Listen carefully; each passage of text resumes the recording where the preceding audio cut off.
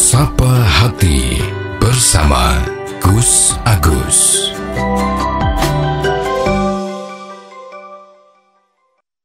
Sobat Dimas di Ajeng yang berbahagia.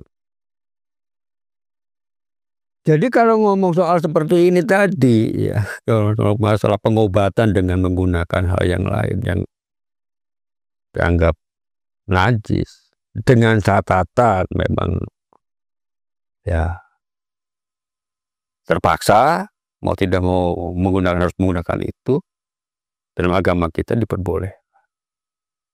Ya, apalagi itu tadi yang sering saya bicarakan tadi, ya, apalagi itu sudah diolah, dicampur dan lain sebagainya oleh memang ahlinya yang tujuannya adalah sebagai media obat gitu kan, menjadi obat.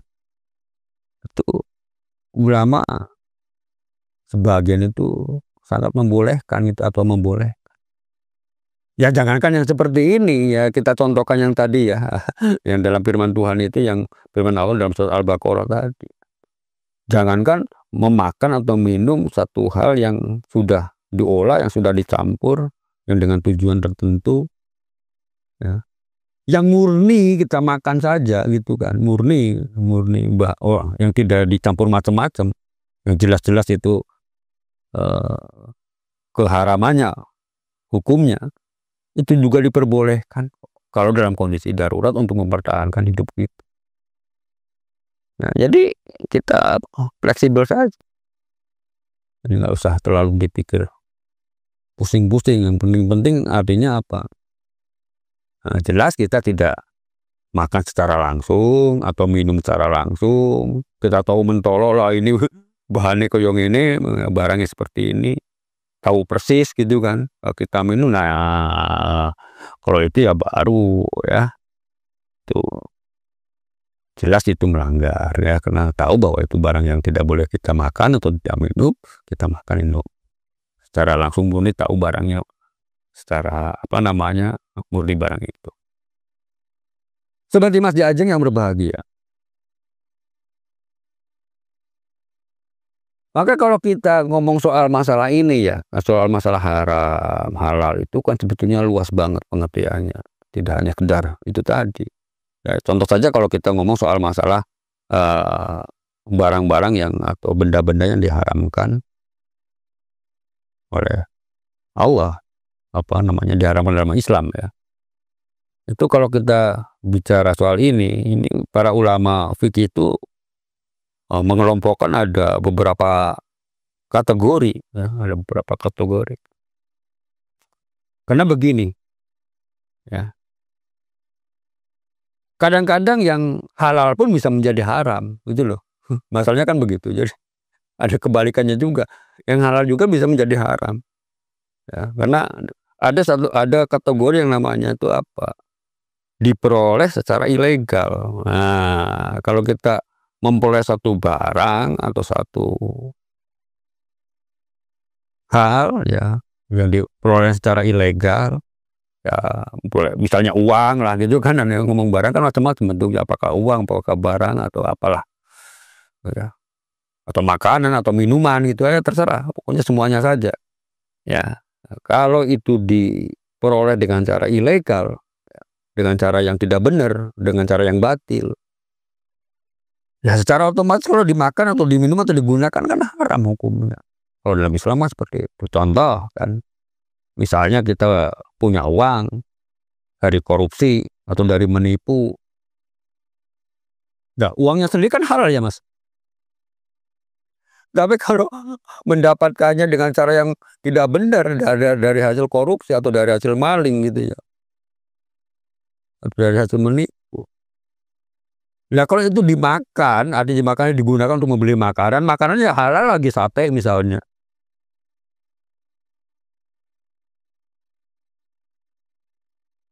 Ya, anggap aja beli sate. Sate kan halal Mas. Sate kambing kok. Itu ya. Ya kita beli sate kambing halal. Tapi apa? Ya kan jadi haram makannya. Kenapa? Dibeli dari uang yang haram. Dibeli dari uang yang hasil haram. Ada beli. Jadi kalau ngomong ini ya jadi semakin luas gitu kan. apapun itu, apapun. Jadi maka hati-hati. Ya. Nah sekarang jadi masalah artinya, nah, kalau kita dikasih gitu kan, dikasih dari temen, gitu. Masalahnya kan gitu, dikasih dari temen, ini Mas, yuk kita makan sate bareng-bareng gitu ya Mas.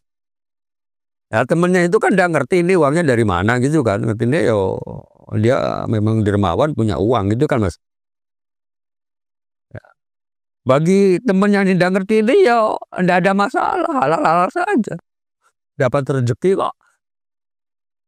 Ya, walaupun sebetulnya uangnya itu hasil mencuri misalnya gitu. Ya karena kita tidak tahu, ya si temannya ini yang tidak tahu itu hasil dari apa, ya asal dia tahu bahwa barang yang diberikan itu adalah barang yang halal, ya tuh, ya tadi kita ngomong sate kambing gitu ya Mas. Ya rezeki oh, kan gitu ya Mas. Ya enak aja di kita makan kan begitu. Ada kadang yang haram siapa? Yang dosa siapa? Yang dosa yang memberikan kan. Nah, artinya dosanya apa? Dosa dia makan dari hasil yang tidak benar kan begitu. Dari hasil yang haram. Banyaklah kalau kita ngomong ini contoh-contohnya. Kemudian juga kalau kita kategori berikutnya ya yang bisa menyebabkan itu menjadi haram itu kenapa? Karena benda itu sebetulnya secara fisiknya ya, secara apa namanya zatnya itu sendiri itu memang dianggap sebagai barang yang najis itu loh. Nah, kan kita tahu yang namanya najis itu ya mesti barang-barang yang atau benda yang memang najis kayak kotoran gitu kan. Ya, hal-hal yang kotor-kotor begitu kan ya najis itu kan. Apakah kotoran hewan, kotoran manusia, atau kencing atau apalah itu kan najis ya Mas. Ya, ya artinya ya kotoran gitu kan. Nah, kalau seperti itu dimakan, ya haram gitu loh. Nah, masa kita makan misalnya gitu kan Mas, mohon maaf ya ini ya, makan kotoran ayam misalnya gitu kan ya najis gitu ya. Kalau makan dalam bentuk fisik langsung seperti itu. Jadi kategorinya jelas gitu loh. Kategorinya jelas.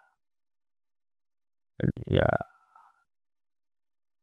Dan artinya bahwa walaupun itu adalah najis, najis ini haram untuk dimakan atau haram untuk diminum gitu ya Mas. Tapi kan tidak haram untuk digunakan hal yang lain gitu loh. Ini yang perlu diketahui juga. Contoh misalnya tadi, ya ini ada hal yang perlu kita ketahui. Contoh misalnya kotoran hewan, ya kotoran ayam atau kotoran kambing atau kotoran sapi ya Mas. Itu kan jelas najis ya. Ini namanya kotoran kok. Kan kalau dimakan langsung kotoran dimakan ya itu kan jelas haram gitu. Yang namanya makan benda najis. Tapi kalau kotoran itu kita pakai, kita manfaatkan untuk pupuk, ya boleh gitu kan. Artinya nggak haram. Wong haram itu ada hubungannya dengan makan gitu kan. Dengan makan, dengan minum. Tapi kalau digunakan itu ya nggak apa-apa. Ya, gunakan untuk pupuk. Nah, cuman sekarang masalahnya kan kita megang barang najis gitu kan ya. Kalau barang najis kan memang dalam hukum kita itu kan ada caranya bagaimana untuk mensucikan dari najis itu sendiri. Kan begitu kan. Ya mensucikan ya cukup dengan dibasuh dengan air. Kalau ada air kan. Jadi kita nggak perlu ribet gitu. Gila ribet tadinya ya kok apa gitu Mas. Kalau istilah almarhum Gus Dur itu apa namanya Mas? Gitu aja kok repot gitu ya. Jadi hal-hal yang sepele sebetulnya kadang banyak ada juga orang yang bikin ribet aja. Gini nggak boleh, gini nggak boleh, gini nggak boleh. Lah sebetulnya kan kita itu hidup kan yo sudah setiap waktu kita lakukan itu ya. Kita jalan gitu kan. Kadang-kadang yo nggak sengaja ya nginjak kotoran ayam gitu kan. Ya najis kan.